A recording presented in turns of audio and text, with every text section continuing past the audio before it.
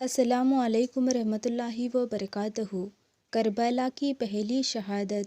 ناظرین، دنیا میں بہت بہادر لوگ آئے ہیں، لیکن کچھ نام ایسے ہیں جو بہادری کے ساتھ ساتھ وفا اور ایمان کی مثال بن گئے، اور انہی ناموں میں سے ایک نام ہے حضرت علی اکبر رضی اللہ تعالیٰ، جو امام حسین رضی اللہ تعالیٰ کے جوان بیٹے تھے۔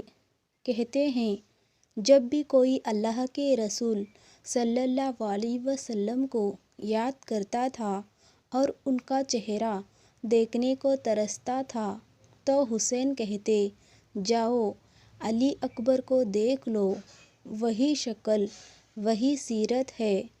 علی اکبر کی عمر اس وقت 18 یا 19 سال کی تھی، لیکن ان کا اخلاق، تربیت اور لہجہ ایسا لگتا تھا جیسے کوئی 30-35 سال کا سمجھدار انسان ہو، اور شجاعت یعنی بہادری وہ تو ان کے لہو میں تھی، کیونکہ وہ حضرت علی رضی اللہ عنہ کی نسل سے تھے اور حسین کے بیٹے تھے۔ ناظرین، محرم کی وہ 10ویں تاریخ سورج آسمان پر آگ بن کر چڑھا تھا۔ گرمی اتنی تھی کہ ہوا بھی لپیٹوں جیسے لگتی تھی۔ 3 دن ہو چکے تھے، نہ پانی نہ کھانا، چھوٹے بچے تڑپ رہے تھے، عورتیں بے حال تھیں، اور سامنے تھی یزید کی لاکھوں کی فوج۔ حسین کے پاس تھے صرف 72 لوگ، ان میں کچھ بزرگ تھے، کچھ بچے اور کچھ نوجوان۔ لیکن ناظرین، ہمت دیکھو، نہ کوئی ڈرا نہ کوئی پیچھے ہٹا، اور جب شہادت کا وقت آیا تو سب سے پہلے حضرت علی اکبر آگے بڑھے۔ وہ اپنے ابا حضرت حسین کے پاس آئے اور بولے، ابا مجھے اجازت دیجیے، میں پہلے جاؤں تاکہ آپ کے دشمنوں کو دکھا دوں حسین کا بیٹا کیسے لڑتا ہے۔ حسین نے انہیں دیکھا، ایک طرف دل خوشی سے پھول اٹھا بیٹے کی بہادری دیکھ کر، لیکن دوسری طرف باپ کا کلیجہ کانپ اٹھا۔ بولے، بیٹا تو میری آنکھوں کی ٹھنڈک ہے، تجھے کیسے بھیجوں موت کی طرف۔ لیکن علی اکبر مسکرائے اور بولے، ابا میں نانا رسول اللہ صلی اللہ علیہ وسلم سے ملنے کو بیتاب ہوں، میں پیاسا مر جاؤں لیکن سر جھکا کر نہیں مروں گا۔ جب علی اکبر جنگ کے لیے نکلنے لگے تو ان کی ماں ام لیل نے انہیں سینے سے لگایا اور بولی، بیٹا تو میری آنکھوں کا تارا ہے، لیکن آج تجھے اللہ کے نام پر قربان کر رہی ہوں۔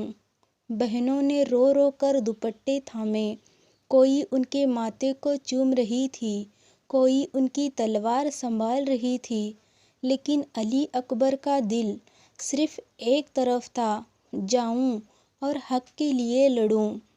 علی اکبر گھوڑے پر سوار ہوئے اور یزیدی فوج کی طرف نکلے۔ ان کی شکل دیکھ کر دشمن چونک گئے، یہ تو رسول اللہ جیسے دکھتا ہے۔ لیکن وہ کوئی تاج پہننے نہیں آیا تھا، وہ آیا تھا ظالموں کو جواب دینے۔ اس نے للکارا، اگر تمہارے دل میں تھوڑی بھی غیرت بچی ہے تو سامنے آؤ۔ پھر جو جنگ ہوئی، کہتے ہیں ایک ایک یزیدی کو گرایا، ایک ایک کو موت کے گھاٹ اتارا۔ لیکن ناظرین، پیاس تھی، کمزوری تھی، اور دشمن ہزاروں تھے۔ کچھ دیر بعد علی اکبر واپس لوٹے، چہرہ پیلا ہو چکا تھا، لہو بہہ رہا تھا اور لب سوکھ چکے تھے۔ بولے، ابا مجھے بہت پیاس لگی ہے، اگر ایک بوند پانی مل جائے تو طاقت آ جائے۔ حسین نے آنسو روکتے ہوئے کہا، بیٹا کاش میرے پاس ہوتا، میں تجھے اپنے ہاتھوں سے پانی پلاتا، لیکن جنت میں رسول اللہ تیرا انتظار کر رہے ہیں۔ علی اکبر مسکرائے اور بولے، ابا بس اتنا جان لیجیے، میں نے آپ کے قدموں میں جان قربان کر دی۔ اور پھر وہ دوبارہ میدان میں گئے۔ جب دشمن سمجھ گئے کہ اکیلے اکیلے کوئی نہیں روک پائے گا تو انہوں نے چاروں طرف سے علی اکبر پر حملہ کر دیا۔ ایک نے سینے میں بھالا مارا، دوسرے نے سر پر تلوار چلائی اور تیسرے نے ان کی کمر کے پیچھے سے وار کیا۔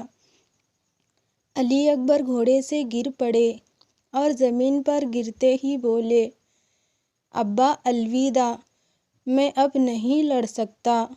حسین بھاگتے ہوئے پہنچے اور بولے، بیٹا تو چلا گیا، تو نے باپ کو اکیلا کر دیا۔ انہوں نے بیٹے کو سر اٹھایا اور خود کو بھی نہیں روکا۔ یا رب، تو گواہ رہنا، میں نے تیرا سب سے پیارا امانت لوٹا دیا۔ حسین نے علی اکبر کو خود دفن کیا اور جب لاش اٹھائی تو کہا، اے زمین گواہ رہ، اس پر خون بہا ہے لیکن یہ سر نہیں جھکا۔ ماں نے بیٹے کی شہادت سنی اور سجدہ کر دیا، یا اللہ، تو نے میری قربانی قبول کر لی۔ سبق ہم سب کے لیے۔ ناظرین، علی اکبر کی شہادت ہمیں یہ سکھاتی ہے، حق کے لیے لڑنا ہو تو جان بھی قربان کرو۔ ماں باپ کی تربیت کیسے بہادری بناتی ہے، یہ مثال ہے۔ دین پر چلنے والوں کی زندگی بھلے چھوٹی ہو لیکن ان کا نام امر ہوتا ہے۔ ظلم چاہے جتنا بڑا ہو، جھکا نہیں جا سکتا۔ اللہ حافظ۔